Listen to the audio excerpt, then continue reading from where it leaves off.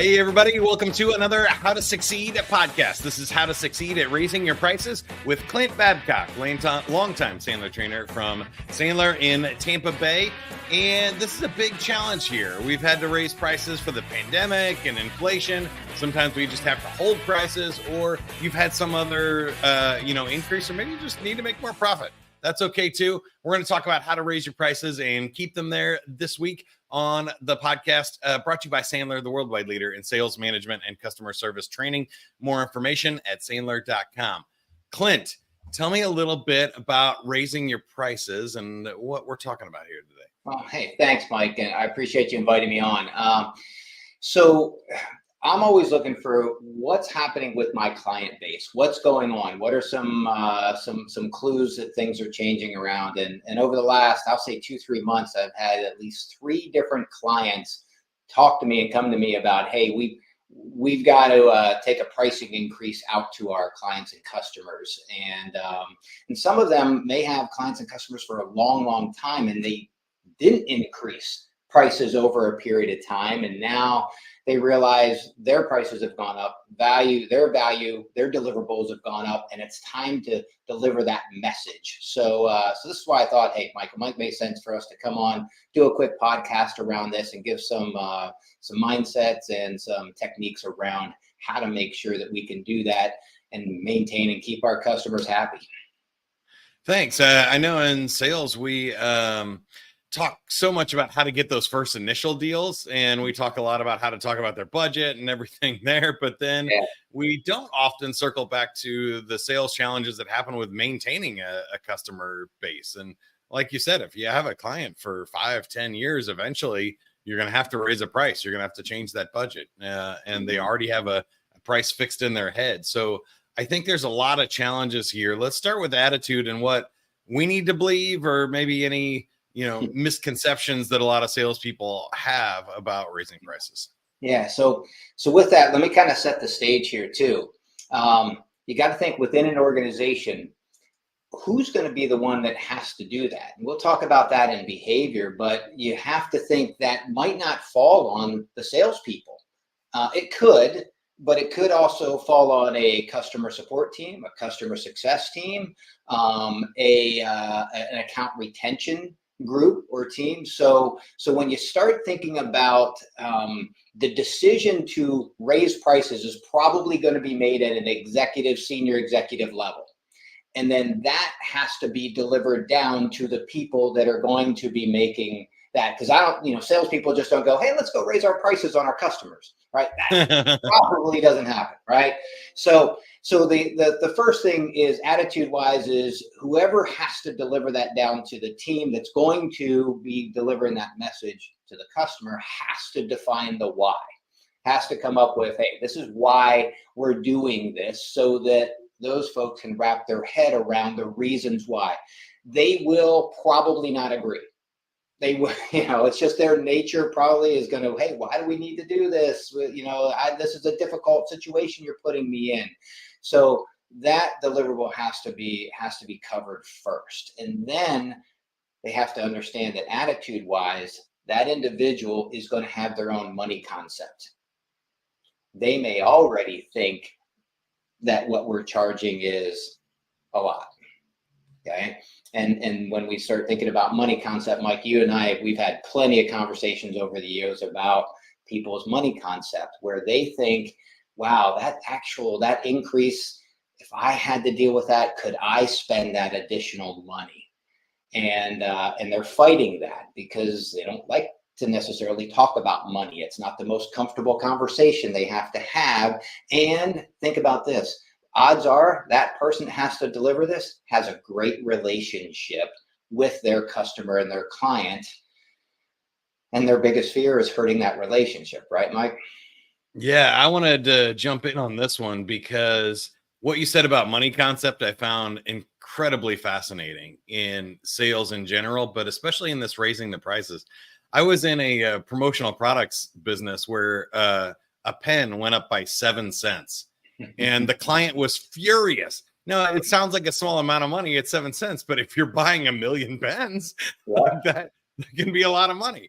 I've also seen where maybe like you said, it's a rep that's not used to dealing with large numbers, and they're working with a piece of medical equipment or something, and it raises from $250,000 to 260, and it doesn't even sound like it moved the needle.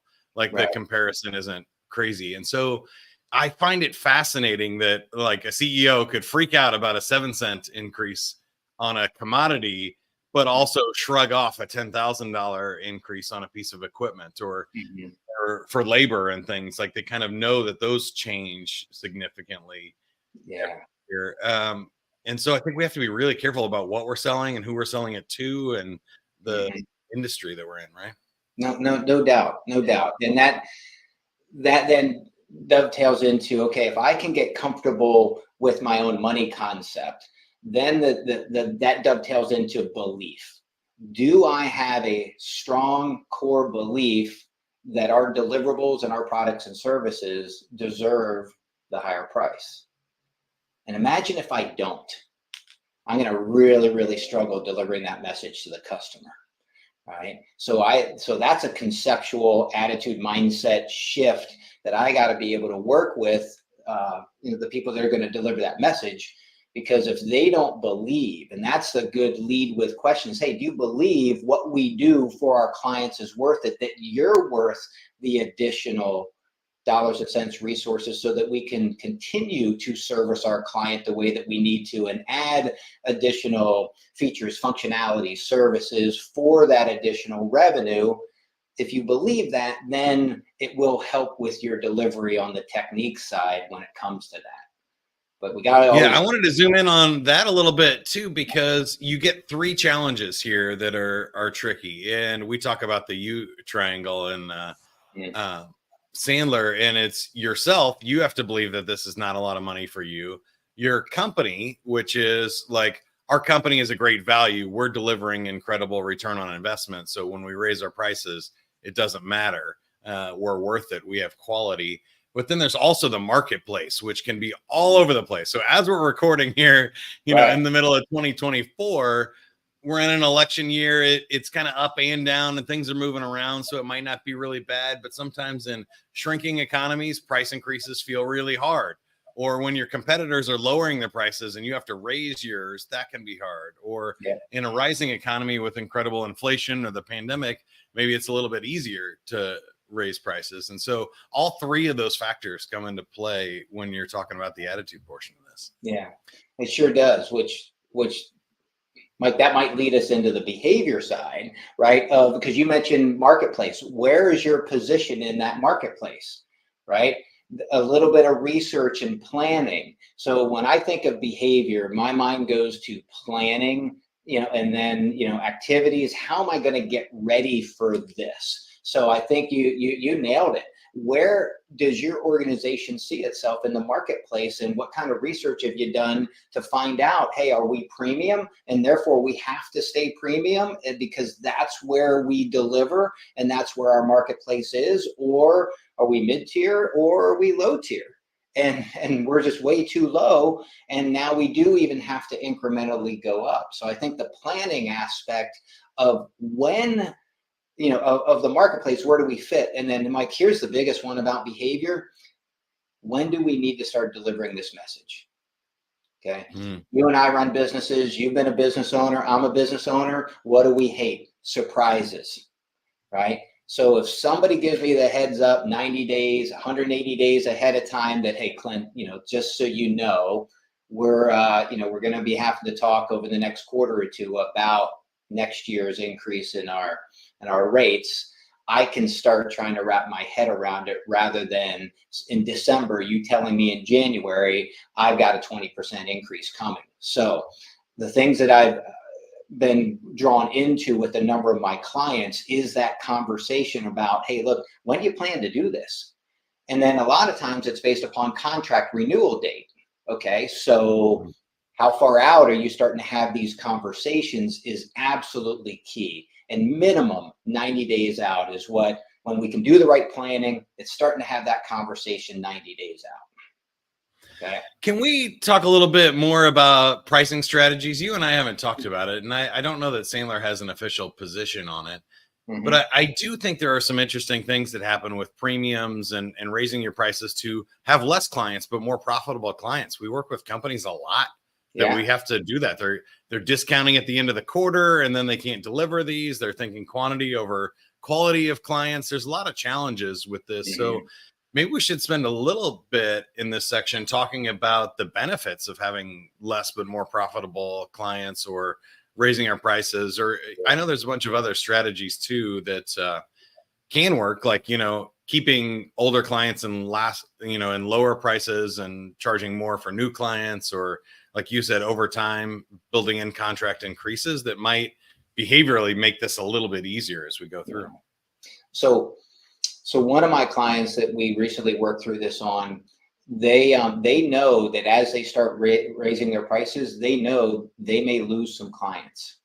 And that's a very conscientious decision that they're making, because they want to move upstream. They want to move up to where they really belong and want to be. And they know they're going to lose a little bit on the back end. And they're okay with that, because the new clients that they're bringing in are going to be at the premium rate for the scarce resources that they have to be able to deliver. So when you start doing that math, you might lose some folks. But odds are you're not going to lose as many as you thought you would. And then the ones that you did lose, it's probably going to be okay. You probably should have lost them a while ago. And now you have to be filling that upstream. And the differences in dollars and cents that you're going to make because of your raise in prices will far exceed the few lost clients that you'll probably have that decide to go just because of that price increase. Odds are, my guess is they were probably going to go anyway, and you should have increased their prices a long time ago, and you just didn't. Can you talk about some of the other benefits of raising your prices? I know at Sandler, we do talk about like those resources and bandwidths. Maybe we're not delivering as well as we could. I think that people refer people like themselves. So when you move to a higher price, you end up getting and working with companies or clients that expect a higher price and are looking for that. And when you discount, you get more buyers who want to discount. And so can you think of anything else we would put on this list to help salespeople and leaders make this case? Well, I think when you start thinking about that behavior is also who needs to be the person that delivers this message. Okay. So it might not be, depending upon the sensitive nature of it, it might not be the person that's in customer success. It might be somebody that's senior. That might be a better message coming from somebody else. So I think the strategy behind that is, hey, I need this person to keep the relationship going. Maybe a little bit of negotiations, good person, bad person coming into play here. And somebody else calls to be able to say, hey, we need to talk about, where we're heading with this. I mean, we'll get into technique about how to deliver that message, but I think also it doesn't always need to be delivered by the person that has that ultimate best relationship. It could be, but that person may need to maintain that relationship while somebody else comes in and delivers that difficult situation, also because they could be better at it. And they're going to be able to deliver that in a way that somebody else can't. One of my large customers, they had to make some huge increases, absolutely huge increases to some of their customers that were early adopters, early customers, and now their prices were going to go up anywhere from 3 to 7 times. Nice. So when I was working with them, I said, look, you need to form a small committee of 2 or 3 people that are going to take on these conversations, because this can't be just pushed down to a customer success team, because you're going to get some really tough pushback, and you have to have somebody that can handle and is ready and able to handle that pushback rather than somebody that isn't. I'm glad you mentioned the negotiating stuff, because obviously you're one of our negotiation experts here at Sandler, and we should probably talk about the alternatives to price increases. So I guess it might move us to technique here, but I was also thinking what we can do to prepare before, during, and after this conversation for these negotiations, because it might not be we raise the price. Maybe we give them an option to stay where they are, but get less services.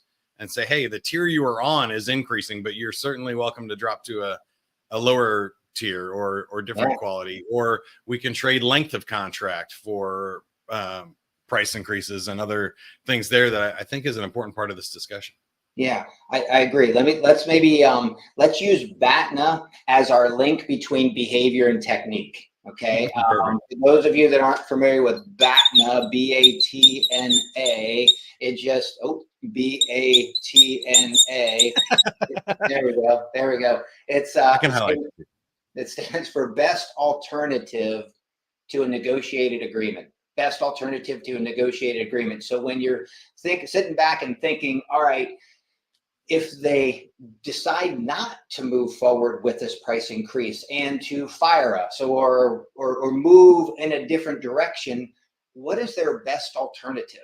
How easy is it for them to do that? How are they going to have to go through the change of services, tech, providers, RFPs, finding somebody else out? And is that change going to be better for them than paying the fee?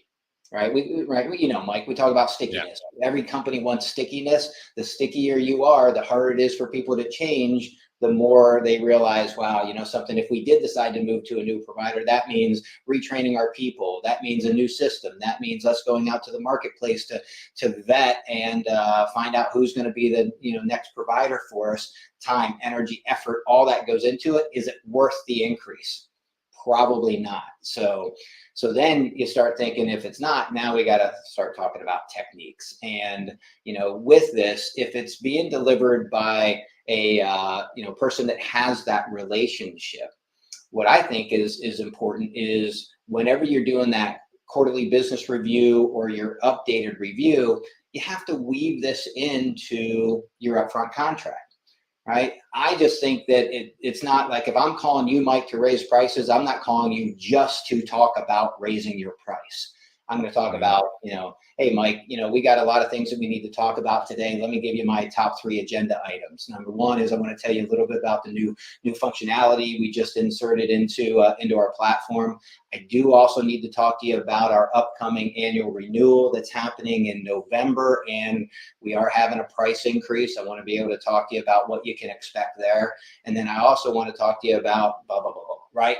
I got to weave it into my upfront contract as, you know, not an oh, by the way, but this is something that we need to talk about. So I'm providing value to you as I normally would, but that's just one of our agenda items.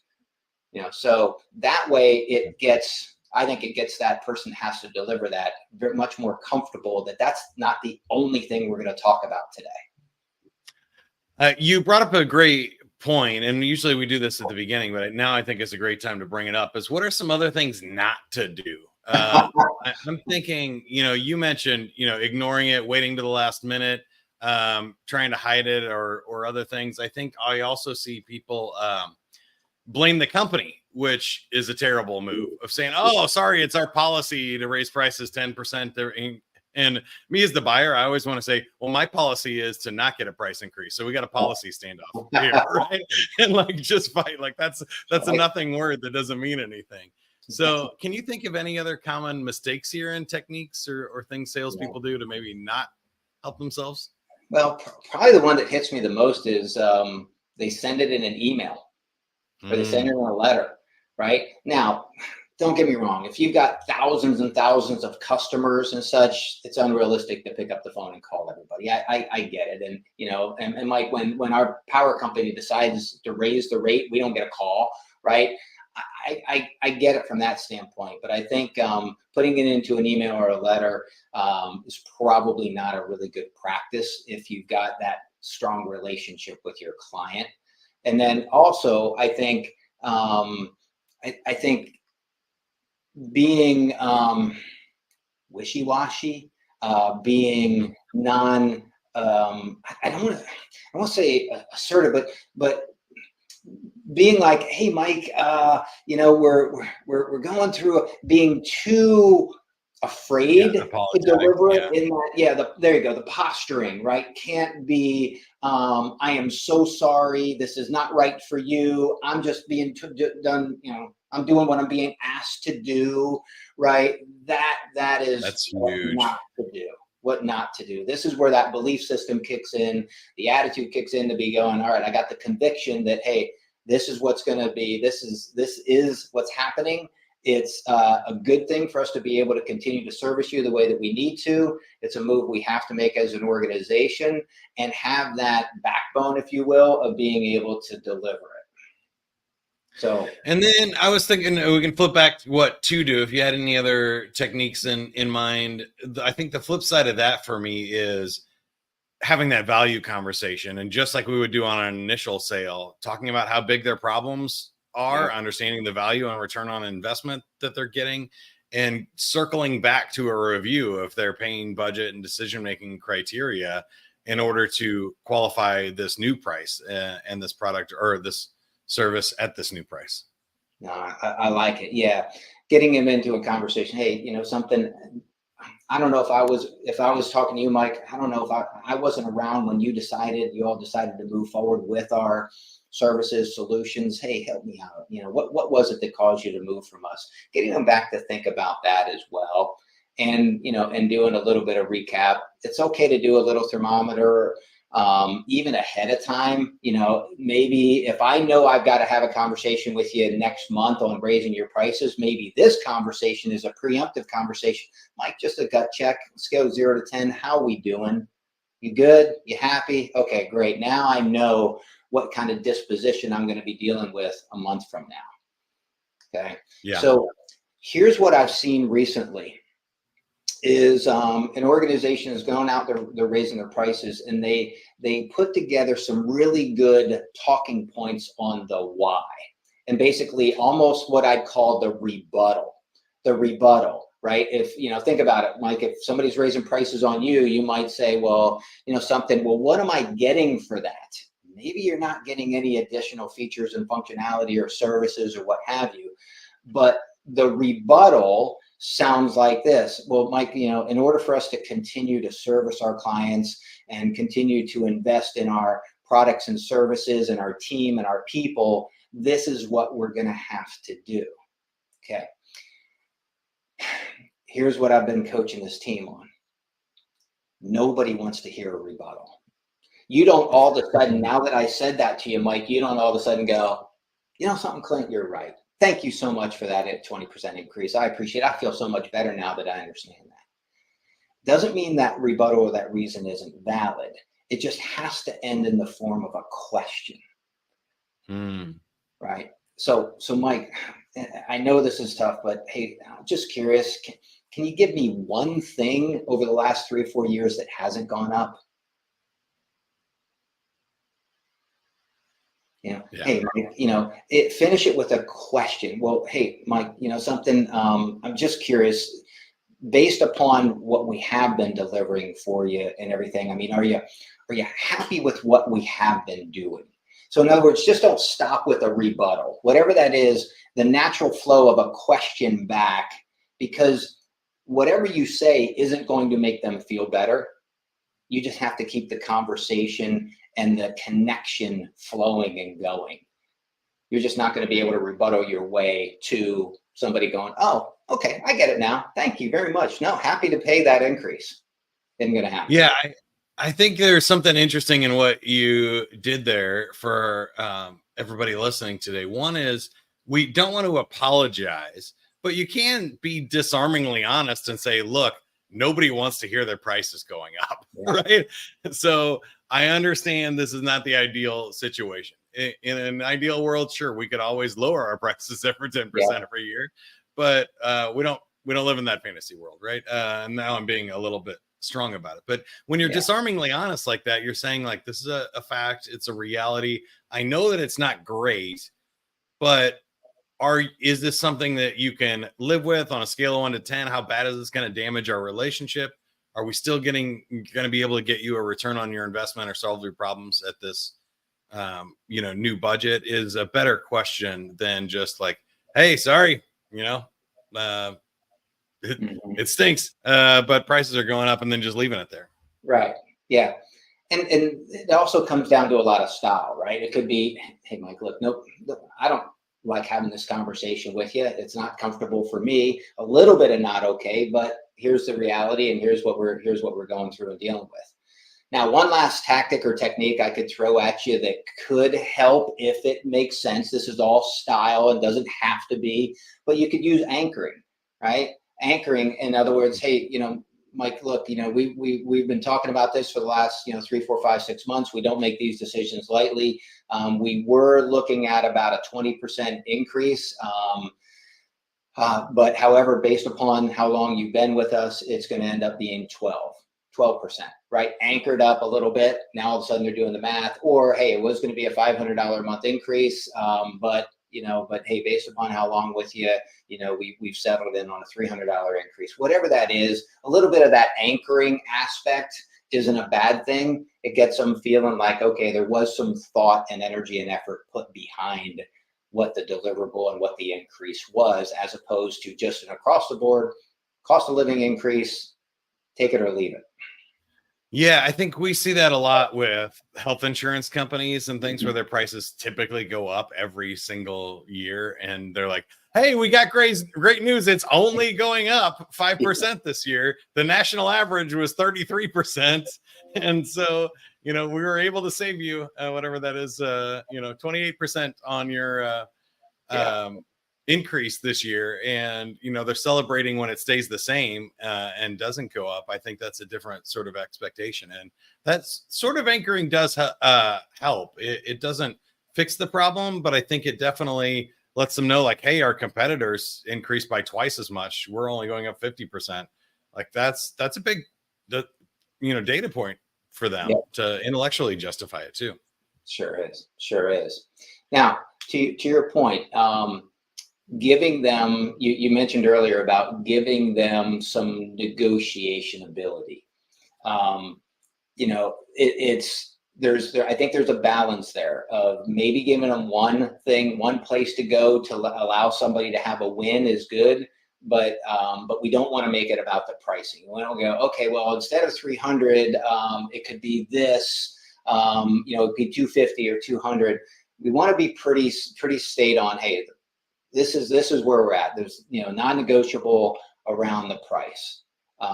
And even sometimes you could lead with options. Look, the nice thing is we got 2 options for you. Option 1 is, here's what your next annual rate's going to be. Option 2 is you could lock in this rate, might be slightly lower or the same, for 2 or 3 years or 4 years or 5 years, whatever your contract terms are. And we won't be having this discussion again about a price increase for 3 years. Now you lock them in, you give them the option to opt in to a longer period of time with some sort of value benefit there. I like that. What are some other things? I know, from our negotiation mastery course that you teach, the referrals are a big one too. It's like, hey, we need more revenue and numbers coming in. So obviously referrals to other clients can be a way to negotiate a contract. Is anything else come to mind in what we're treating here to keep our price the same? The only thing I would say is referrals is always a tricky thing because you never know if that's going to turn into revenue to give you that benefit. And I don't like paying ahead of time for anything. Yeah, I was thinking more once it comes to business. Yeah. Once it comes to business, if it's that, or having them do a white paper, or having them do be a reference, something like that is actionable, that they can really, really control. I think there's some value there to be able to to ask for that and give options. Hey, if you don't have time to do that, or do a white paper, or do a testimonial or something for that, no big deal. If you do, here's what we'll do in exchange for that. Some sort of modest adjustment, I think, is absolutely fair, because what does it do? It drives what you want as the provider. If I need more references, if I need more white papers, if I need more case studies, then it drives that kind of behavior, and it does end up where they get a win out of it. It's not always win-win. We hope so, but sometimes it's not always perceived that way, but we'll still do business together. Love that one too. Any other final thoughts? Anything I should have asked you and didn't, or want to tie it all together for everybody? Yeah, just recognize this. If you have that, if you're the person that has to deliver that, and you have that discussion with that person, and you end up ending that discussion and you're sitting back going, wow, they were really not happy. They were upset. Then you have to basically put them at a, hey, this customer is an at-risk customer. Don't just leave it at that. Just don't go, I'm glad I got off. Whew. No, this is where you have to escalate it. This is where you need to let a senior manager or somebody know, say, look, delivered this. They weren't happy. They were, they're upset. That person needs a call from somebody within the next 24 hours. Let them calm down, give them a few hours or what have you. But you have to be aware of how did they end up taking it and what kind of disposition there are. Because in our customer success and customer service world, we always talk about, look, there's always two things to fix when there's a problem. Fix number one, the problem. Fix number two, the person. And right now, you may think that you fixed the problem by delivering an increase or delivering what you had to deliver, but that person isn't fixed. And you might not be the one that can fix them. Maybe somebody else has to catapult in and, be able to have that dialogue conversation in just a different way and another touch to let know that, hey, we do care about you. We understand that this is not easy, but can we fix that person? Because you and I both know, Mike, we bought stuff before. It didn't work. And then it didn't work. And then somebody finally fixed our problem only for us to vow to never do business with that product or company again. Right. Because we never got fixed because of the time and energy and effort we put into doing it. I think that's great too. And there is a client version of quiet quitting where they're like, okay, well, we'll take the price increase, but we're looking everywhere we can to find, what our next deal is. Or what our other solutions are. So great stuff today. I appreciate you talking through it. I think we covered a lot.